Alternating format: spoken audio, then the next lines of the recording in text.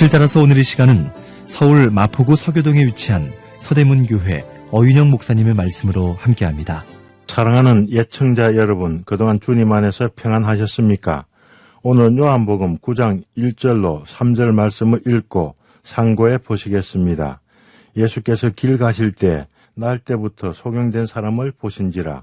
제자들이 물어 가로되 랍비여, 이 사람이 소경으로 난 것이 네 죄로 인함이오니이까 자기 오니이까 그 부모 오니이까. 예수께서 대답하시되 이 사람이나 그 부모가 죄를 범한 것이 아니라 그에게서 하나님의 하시는 일을 나타내고자 하심이니라. 세상에는 장애를 가지고 사시는 분들이 많습니다. 어떤 사람들은 평생 침상에 누워서만 지냅니다. 스스로 먹고 마시며 배설물을 처리할 수 없는 사람들이 있습니다. 또 어떤 사람들은 심한 고통으로 신음하며 평생을 살아갑니다. 어떤 사람들은 죽음의 문턱에서 절망과 두려움 가운데 살아가는 사람들도 있습니다. 세상의 많은 장애인들은 몸과 마음과 어려운 환경 가운데 고통스러운 삶을 살아갑니다. 제 주위에 뇌출혈로 한쪽 팔과 다리를 쓰지 못하는 분이 계십니다. 제가 손톱은 어떻게 깎느냐고 물어봤습니다. 그분은 발가락과 한 손으로 손톱과 발톱을 깎는 모습을 제게 보여주었습니다. 장애인으로 살아간다는 것은 정상인에 비해 많은 장애물을 안고 살아갑니다. 저는 한때 잠깐이었지만 걸을 수 없는 고통스러운 병에 걸린 적이 있습니다. 버스를 2번 갈아타고 성경 공부를 인도하러 가는데 너무 아파서 건널목을 건너갈 수가 없었습니다. 그때 제 옆에 서 있던 연세 많은 할머니가 건널목을 건너가시는 것을 보고 얼마나 부러워했는지 모릅니다.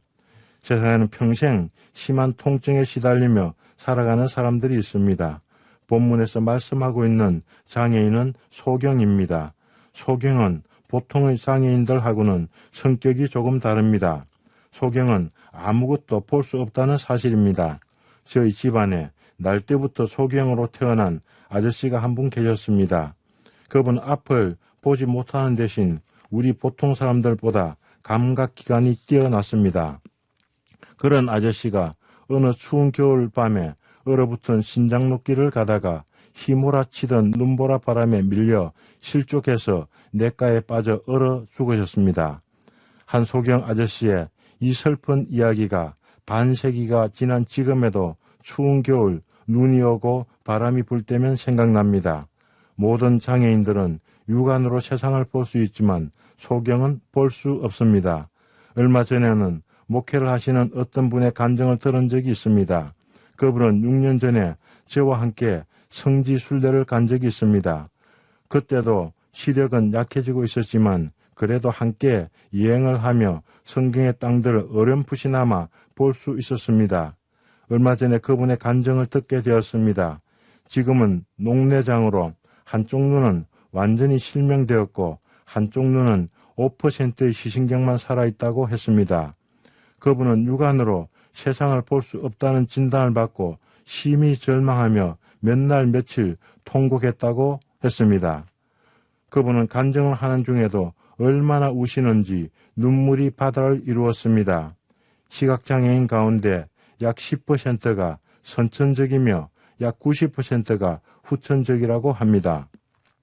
우리는 집안에서나 길을 가다가 잠시 눈을 감고 내가 앞을 보지 못한다면 가정하고 몇 발자국 떼어본 경험이 있으실 것입니다. 얼마나 불안하고 불편한지 금방 눈을 떠서 보지 않을 수 없습니다. 먼저 1절을 보시겠습니다. 예수께서 길 가실 때 날 때부터 소경된 사람을 보신지라. 세상의 아름다운 산과 들과 시내와 강과 바다를 보는 것은 즐겁습니다. 신룩의 계절에 아름다운 꽃들과 나무들과 새들을 보는 것도 즐거운 일입니다. 그러나 길을 걸어가면서 지나가는 사람들의 모습을 보는 것도 즐겁습니다. 특히 저희 교회는 홍대 주변에 위치하고 있어서 오갈 때 수많은 카페와 식당들, 옷가게와 액세서리 가게들을 보고 다닙니다. 쇼핑하러 온 수많은 젊은이들, 많은 외국 관광객들을 보는 것도 참 재미있습니다. 그러나 예수님께서는 길을 가실 때에도 우리의 관심과 다르셨습니다. 예수님께서는 한 사람을 보셨습니다. 그는 날 때부터 소경이었습니다. 예수님께서는 우리처럼 사람을 볼 때도 흥미거리로 보지 않으십니다. 예수님께서는 그 사람을 주목해서 보신 것 같습니다. 그래서 제자들도 그 사람에 대해 관심을 가진 것으로 보입니다. 그들의 마음 가운데 의문이 일어났습니다. 2절입니다. 제자들이 물어 가로되 랍비여 이 사람이 소경으로 난 것이 네 죄로 인함이오니이까 자기 오니이까 그 부모 오니이까. 신명기 28장 1절로 15절까지는 여호와의 말씀을 듣고 순종하는 이스라엘에게 내리실 복을 말씀하십니다.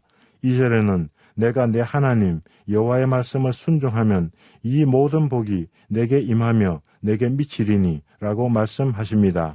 이스라엘 백성들이 순종하면 그들이 기대하고 소원하는 모든 복을 주실 것을 언약하셨습니다. 풍성한 토지 소산과 풍부한 양식과 짐승의 번식과 자손의 번성과 건강과 나라의 평화를 약속하셨습니다. 그러나 15절에는 말씀하십니다. 내가 만일 내 하나님 여호와의 말씀을 순종하지 아니하여 내가 오늘날 내게 명하는 그 모든 명령과 규례를 지켜 행하지 아니하면 이 모든 저주가 내게 임하고 내게 미칠 것이니 그들이 당하는 저주는 질병과 가뭄과 이로 인한 흉작과 전쟁에서 멸망당하는 것입니다. 22절에는 말씀하십니다. 여호와께서 폐병과 열병과 상한과 확질과 한재와 풍재와 썩는 재앙으로 너를 치시리니 이 재앙들이 너를 따라서 너를 진멸케 할 것이라. 27절로 28절에도 말씀하십니다. 여호와께서 애굽의 종기와 치질과 계열병과 개창으로 너를 치시리니 내가 치료함을 얻지 못할 것이며 여호와께서 또 너를 미침과 눈먼과 경심증으로 치시리니. 제자들은 퉁명스럽게 예수님께 질문합니다. 그들은 아마도 이구동성으로 물은 것 같습니다. 그들은 이 사람이 소경이 된 원인은 두 가지 가운데 한 가지가 정답일 거라고 추측하고 결론을 내렸습니다. 나의 선생님, 누가 죄를 지어서 이 사람이 소경으로 태어났습니까? 이 사람입니까? 혹은 그 부모입니까? 제자들은 아직까지도 장애인들에 대한 사회적인 통념을 벗어나지 못하고 있습니다. 신명기 말씀을 일반적으로 적용한다면 사람의 질병은 말씀을 거역한 결과입니다. 실제로 사람이 범죄함으로 그 결과 병을 앓는 경우도 있습니다. 그러나 우리는 하나님이 하시는 일에 시종을 측량할 수 없습니다. 예수님께서는 제자들의 잘못된 인식을 고쳐주십니다. 예수님께서는 제자들에게도 하나님의 역사에 참여케 하시기를 원하십니다. 그래서 3절에 예수님께서는 말씀하십니다. 이 사람이나 그 부모가 죄를 범한 것이 아니라 그에게서 하나님이 하시는 일을 나타내고자 하심이니라. 감사합니다. 안녕히 계십시오.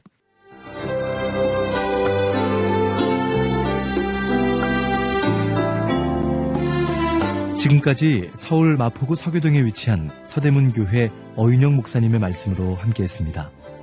이 방송 들으시고 신앙생활에 도움받기 원하시는 분들은 서울 전화 02-3141-5853번 서대문 교회나 서울 전화 320-0553번 극동방송 양육국으로 문의하시기 바랍니다.